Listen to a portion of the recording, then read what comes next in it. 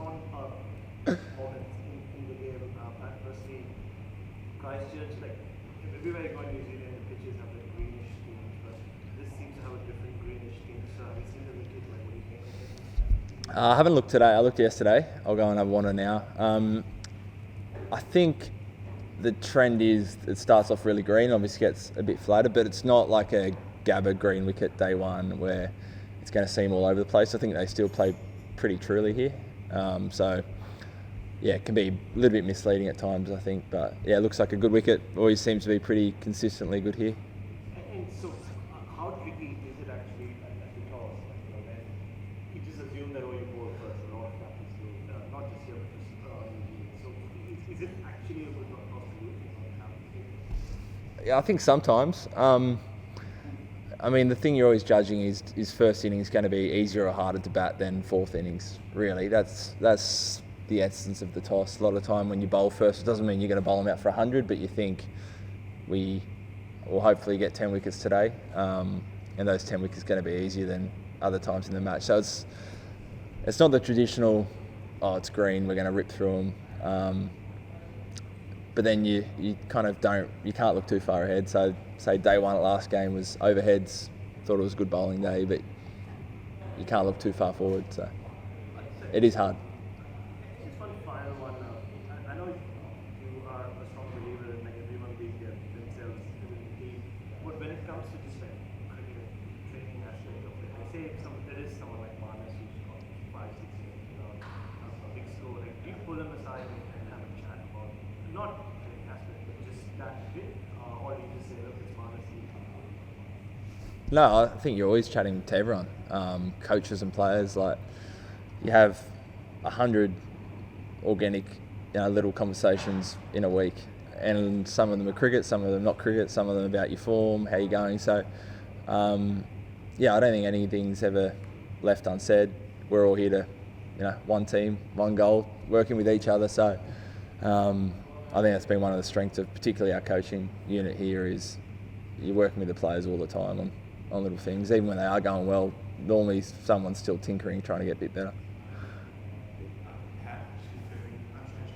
Yeah, same level.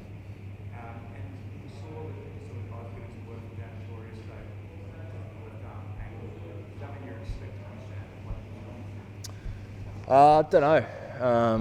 Yeah, really don't know. I think the trend here is to not play a spinner. Phillips obviously bowled well last week, so yeah, don't really know. We'll wait and see. Just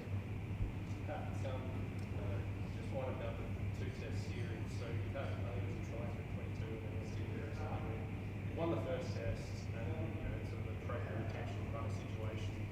And you've done that again here. I mean, how much are you, I guess, hoping that everyone kind of keeps their eyes on the bigger picture of the World Test Championship? Because obviously every match you win away from home is pretty vital.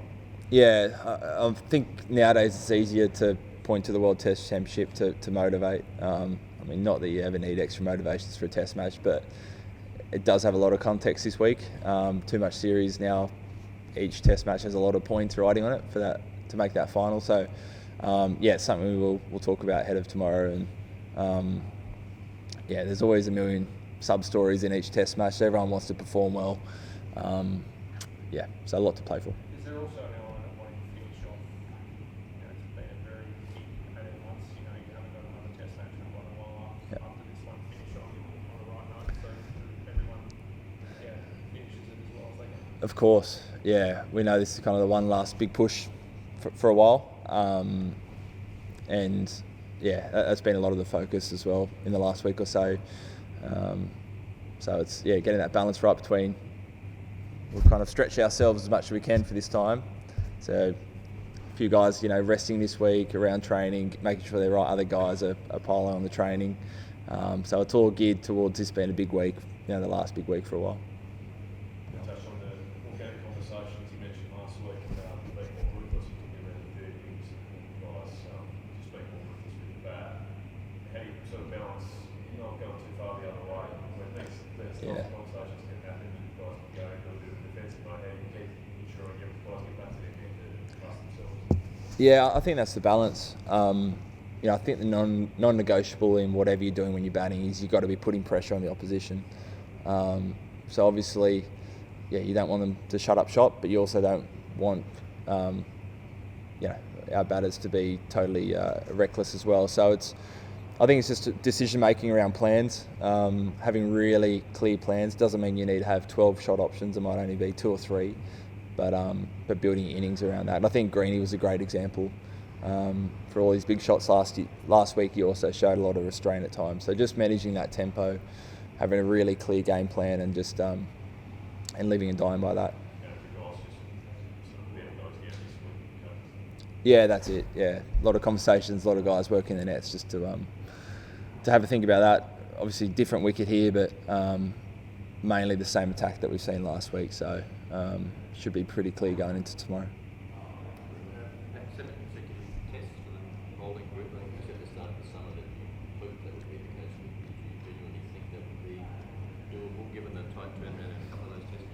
I didn't. I think I said at the start of the summer I'd be surprised if we played all 7, just because it's rare that something doesn't pop up. But thankfully we've all kind of managed all the little niggles that pop up pretty well. I think even the schedule this summer seems to be, just when you need a week's break, kind of there was a week break in between test matches.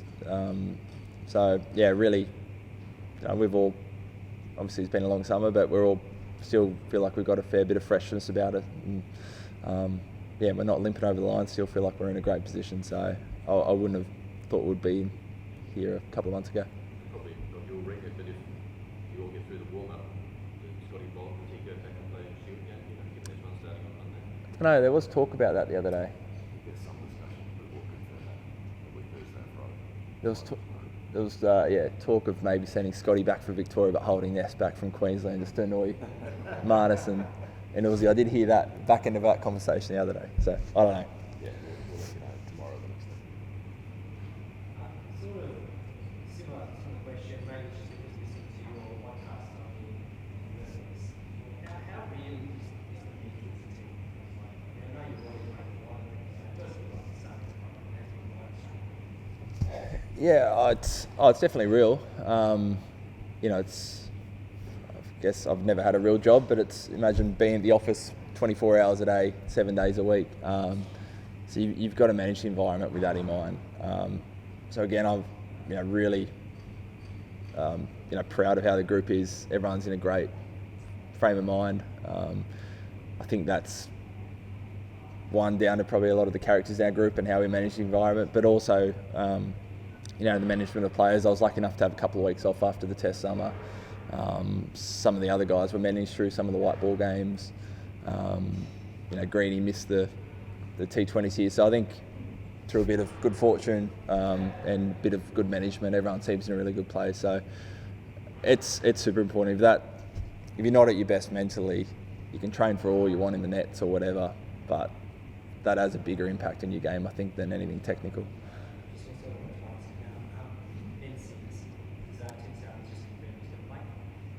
About who, sorry? Oh, Ben Sears, yep. I'm not sure if he faces any T20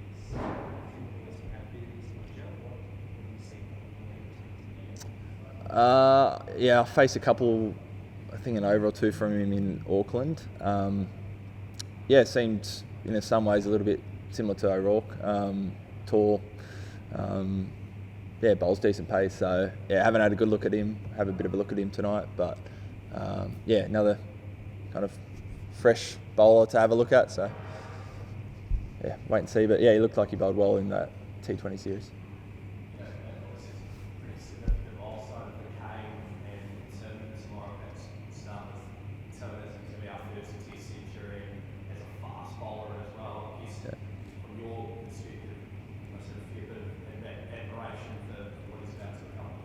Yeah, huge admiration. I'm guessing Glenn McGrath, probably the only Aussie. I'm trying to think, but it's a huge feat to not only keep your form for a dozen years or so that you need to get through to play 100 test matches, but to keep your body in that kind of shape. There's always new guys coming through, but he's maintained his standards to be top of his game. So really impressive.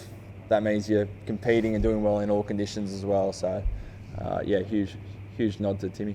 And on Kane, some of those sentiments, I imagine, is like the closest thing comes to bowling to a robotic batting machine. Yeah, it seems to be like that. Yeah, much the same, and he's had his injury worries obviously in the last year or two as well. So both stalwarts of New Zealand cricket. Yeah, Kane's always been fantastic to play against, whatever the format is. He always seems like the prize wicket. So yeah, hopefully have a little bit of a quieter week this week, but yeah, two greats of New Zealand cricket. I assume you can see or maybe heard sort of Ross Taylor's comments over the last 48 hours, calling Neil Wagner's retirement forced and questioning himself as captaincy. What are your thoughts on a player like that coming out and throwing some fire as former team leading up to what is a pretty massive test? Yeah, not many thoughts. Yeah. You did suggest that because Braden's not here, the Australian batsmen would be sleeping easy. I just think we need to We sleep pretty easily, to be honest. Yeah, it's really out of our control. So, yeah, we turn up. Whoever's playing against us, we manage that. You wanted the golfers wearing headphones the other day when you were out on the break. I was wearing 4 jackets at one stage. It was very cold. Yeah. Back to some personal front. I know your focus is on this test match, but in the last 2 years, test captain, Ashes captain, World Cup winning captain, IPL captain. Like, what does that mean to you? Like, 2 years ago, you're not captain a lot at any level, and now this also.